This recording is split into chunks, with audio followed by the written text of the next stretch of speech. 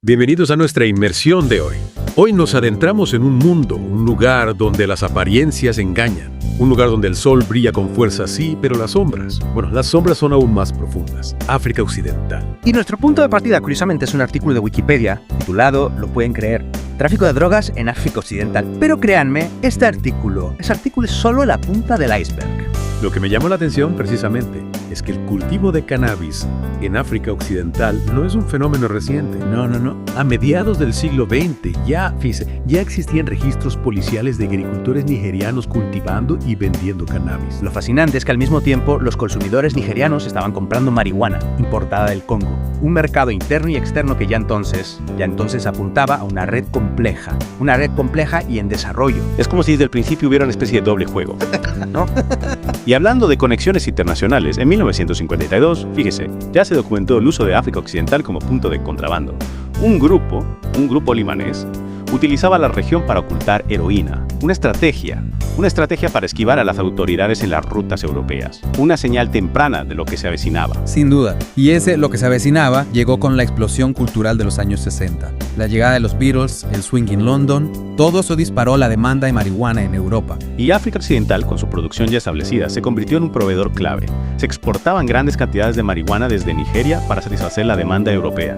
La respuesta del gobierno nigeriano fue contundente, estableciendo una pena de 10 años de prisión por la exportación de cannabis. Una medida drástica que sin embargo no logró frenar el problema.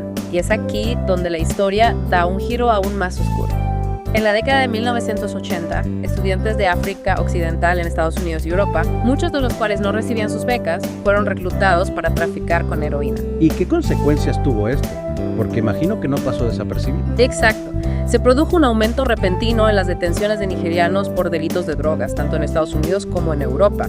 Era evidente que las redes se estaban expandiendo, volviéndose más sofisticadas, más audaces. Todo esto nos lleva a preguntarnos, ¿quiénes eran los que estaban detrás de esta creciente demanda? Bueno, el consumo de cocaína en Europa se duplicó entre 1998 y 2009. Un mercado ávido que los cárteles latinoamericanos no dudaron en aprovechar. Y ahí entran en juego los traficantes de África Occidental, estableciendo una alianza que transformaría el panorama del narcotráfico. Una alianza con repercusiones internas también.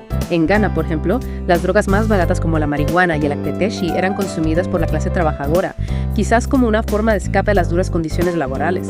Mientras que las drogas más fuertes como la cocaína y la heroína estaban asociadas a las clases altas. ¿Es así? Sí, al principio, pero la situación cambió. Los precios bajaron y estas drogas, con su potencial adictivo y destructivo, se volvieron más accesibles a la clase trabajadora, extendiéndose entre aquellos con trabajos extenuantes y estudiantes que buscaban mantenerse despiertos durante largas noches de estudio. Y no olvidemos el creciente mercado turístico, que también impulsó la demanda de drogas en África Occidental.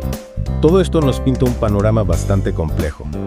Pero hay un elemento que me inquieta especialmente: la conexión entre el dinero de la droga y la gobernanza en la región. El concepto de Estado en la sombra es realmente perturbador.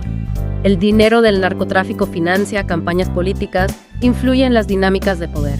Y a diferencia de América Latina o Asia, los narcotraficantes encuentran menos obstáculos en África Occidental debido a esta red de corrupción, una red profundamente arraigada. Es decir, que no solo se trata del tráfico de drogas en sí, sino de cómo este dinero se infiltra en las estructuras de poder, ¿verdad? Exactamente. Y las consecuencias de este estado en la sombra son devastadoras.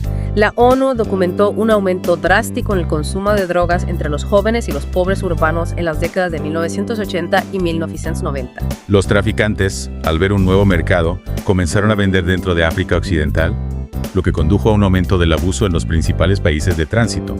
Y la tragedia se agrava por la falta de apoyo gubernamental para los adictos y sus familias en países como Nigeria. Es una situación desgarradora. Mientras las organizaciones internacionales se centran en controlar el flujo de drogas hacia los países occidentales, la demanda y el consumo internos se descuidan. Una paradoja terrible. Se combate el problema en un lugar, pero se ignora la raíz en otro. Y esto nos lleva a la cadena de suministro del tráfico de drogas en África Occidental. Una red global con ramificaciones que se extienden por todo el mundo. Me parece, porque las cifras son impactantes. Entre 1/4 y 2/3 de la cocaína que viaja de América Latina a Europa pasa por África Occidental. Un dato que nos da una idea de la magnitud de este negocio. Y el viaje de estas drogas es una auténtica odisea.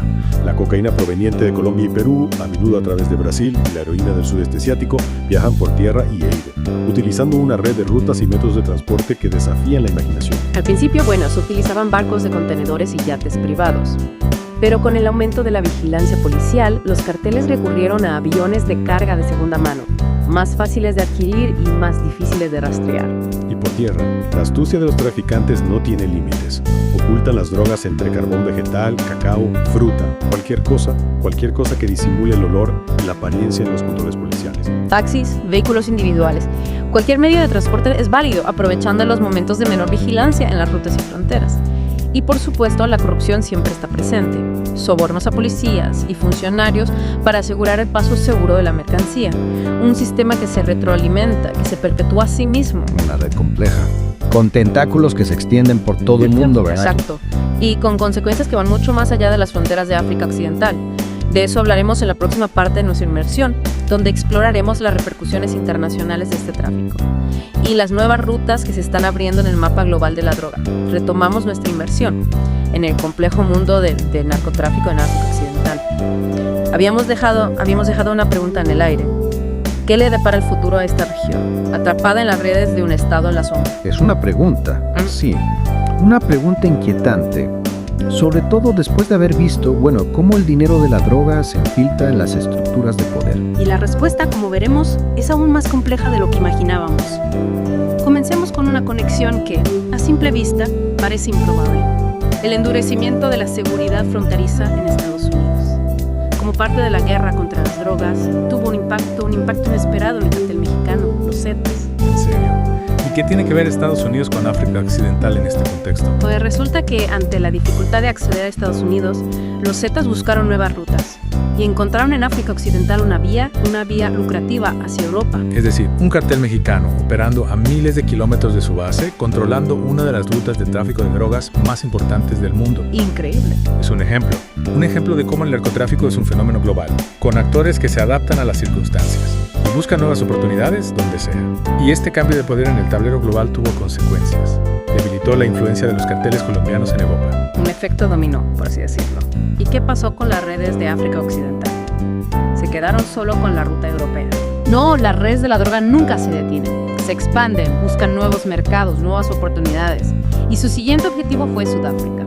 Los traficantes de África Occidental vieron en el sur del continente un terreno fértil, costes de transporte más bajos y una demanda creciente de drogas más fuertes. Una expansión estratégica que nos lleva a dos países clave en esta red, Brasil y Venezuela. ¿Cuál es su papel en todo esto? Estos países se han convertido en los principales puntos de partida de las drogas que se dirigen a África Occidental. Entre 2005 y 2008 se incautaron, 46 toneladas de cocaína. Una cifra que ilustra la magnitud del tráfico. Una cantidad, sí, impresionante. ¿Y a qué se debe este auge del tráfico desde Brasil y Venezuela? Hay una correlación inquietante. Este aumento de las incautaciones coincidió con la disminución de la cooperación de Venezuela con la DEA, la agencia antidrogas estadounidense. Entiendo. Menos cooperación, menos control, más tráfico. Exactamente. La falta de control en las fronteras, la laxitud en la aplicación de la ley, especialmente en Venezuela, crean un ambiente propicio para que el tráfico de drogas prospere, no solo en estos países, sino en toda la región. Un círculo vicioso que alimenta la corrupción, la violencia y la inestabilidad. Ante este panorama desolador, surge una pregunta. ¿Hay alguna esperanza para África Occidental? La respuesta es compleja. Hay esfuerzos, sí, hay esfuerzos para combatir el narcotráfico, pero se enfrentan a enormes desafíos. La corrupción está profundamente arraigada, los recursos son limitados. Y la demanda de drogas, sigue en aumento. Es decir, una batalla cuesta arriba. Sin duda, pero no podemos caer en el pesimismo. Es necesario abordar el problema desde múltiples frentes, fortalecer las instituciones, combatir la corrupción, ofrecer alternativas económicas a las comunidades que dependen del cultivo de drogas y sobre todo, concienciar a la población sobre los devastadores efectos del consumo. Un enfoque integral que requiere la colaboración de muchos actores. Exacto, es una batalla a largo plazo que requiere la cooperación internacional y el compromiso de los gobiernos de la región. así como la participación de la sociedad civil, las organizaciones no gubernamentales y los ciudadanos que desean un futuro mejor para África Occidental. Porque la lucha contra el narcotráfico no es solo una cuestión de seguridad. No, es mucho más que eso, es una cuestión de desarrollo, de justicia social, Sí, de dignidad humana. hemos llegado ya al final de nuestra inmersión en este mundo, en el mundo del tráfico de drogas en África Occidental. Un viaje que nos ha llevado, desde los campos de cannabis, ¿no?, hasta las complejas redes internacionales que mueven miles de millones de dólares. Desde la corrupción de las élites hasta la desesperación de las comunidades más vulnerables. Un viaje, sí. Un viaje que nos ha confrontado con una realidad compleja. Una realidad compleja y desafiante que nos ha obligado a cuestionar nuestras propias percepciones y a comprender la magnitud de un problema que afecta a millones de personas en todo el mundo. Es fácil, sí. Es fácil sentirse abrumado por la información, por la oscuridad que a veces parece envolverlo todo. Pero a lo largo de esta inmersión, también hemos visto destellos de luz, ejemplos de resistencia y lucha, que nos invitan a no perder la esperanza. Hemos hablado de las organizaciones que trabajan incansablemente para prevenir el consumo de drogas, de las comunidades que se unen para combatir la influencia del narcotráfico, de las personas valientes que alzan la voz contra la corrupción, contra la injusticia. Son estas historias de valentía y esperanza, las que nos recuerdan que el cambio es posible, que la lucha contra el narcotráfico no es una batalla perdida. Y que cada uno de nosotros, desde nuestra propia posición, podemos contribuir a ese cambio, informándonos, concienciando nuestro entorno, apoyando a las organizaciones que trabajan en la primera línea, exigiendo a nuestros líderes que actúen con transparencia y determinación. La transformación de África Occidental y de cualquier región del mundo afectada por el narcotráfico comienza con el compromiso de sus ciudadanos, con la convicción de que un futuro libre del yugo de la droga es posible. Y mientras reflexionamos sobre todo lo que hemos aprendido en esta inmersión, los invito a no darle espalda a esta realidad, a seguir explorando este tema complejo, a buscar respuestas, a buscar soluciones que contribuyan a un cambio real y duradero. Porque el futuro de África Occidental, como el de cualquier región del mundo, se construye con la participación activa de todos. Gracias por acompañarnos en esta inmersión. Hasta la próxima.